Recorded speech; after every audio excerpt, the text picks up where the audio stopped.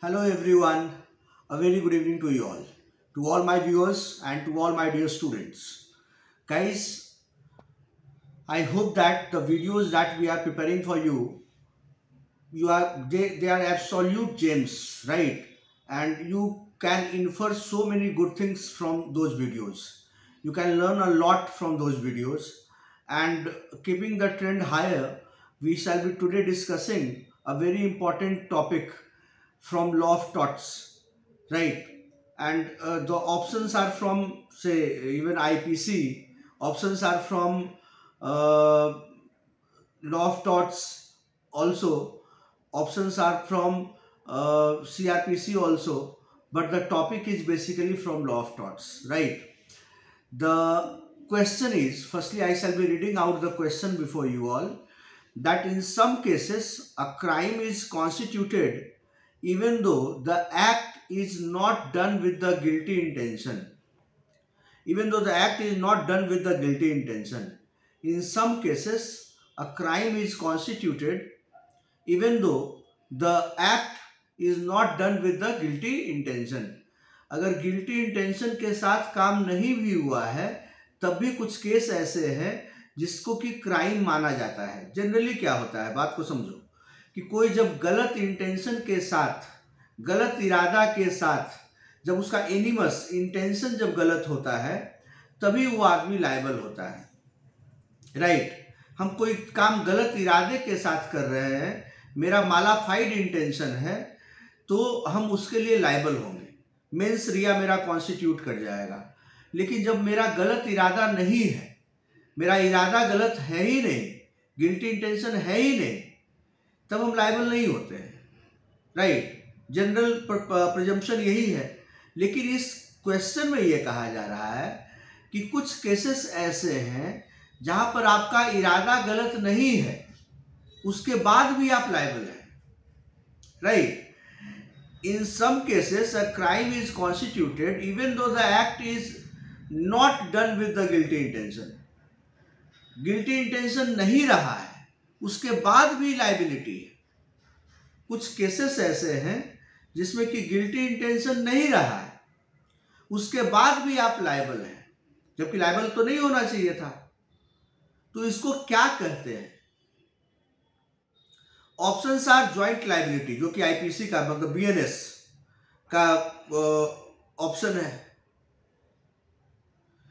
Vicarious liability, liability of the state, strict liability. कौन सा option सही होगा? कौन सा ऑप्शन इसका सही है? ज्वाइंट लाइबिलिटी तो बिल्कुल गलत है.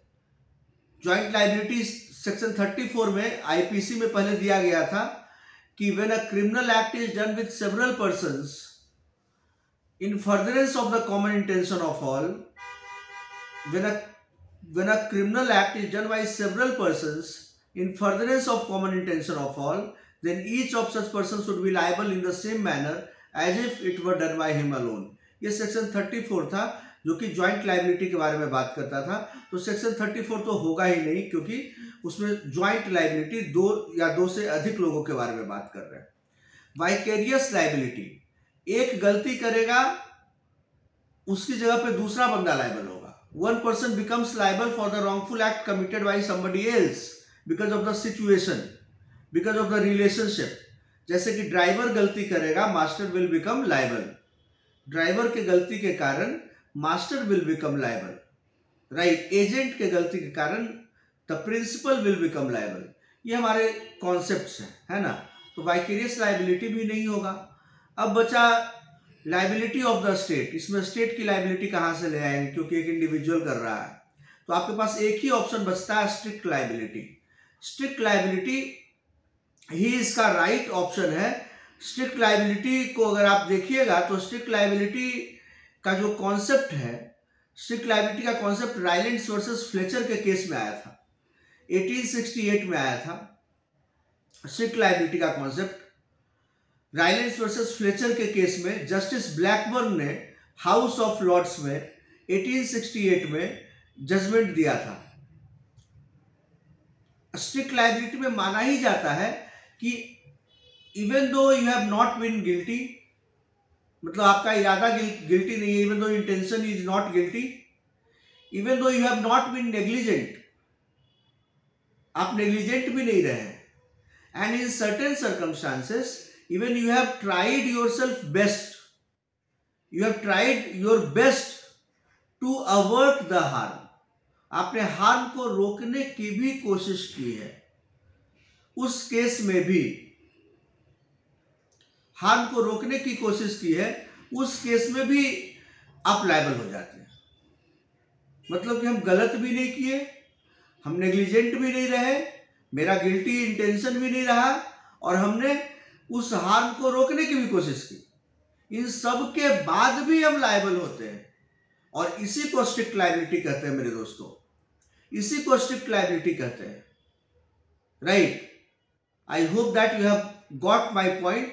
My point is very clear and it's as clear as crystal, right? आप हमारे वीडियो में अगर कहीं भी कुछ भी समझ में नहीं आएगा तो आप मैसेज करिएगा और हम उसको और डिटेल में बनाने की कोशिश करेंगे और आपको बताने की कोशिश करेंगे। किसी भी टॉपिक पे दिक्कत हो तो आप हमारे कमेंट सेक्शन में मैसेज करिए या फिर हमारे मैनेजमेंट डेस्क पे कॉल करके बताइए, and we shall be preparing a video for you, right. Thank you everyone.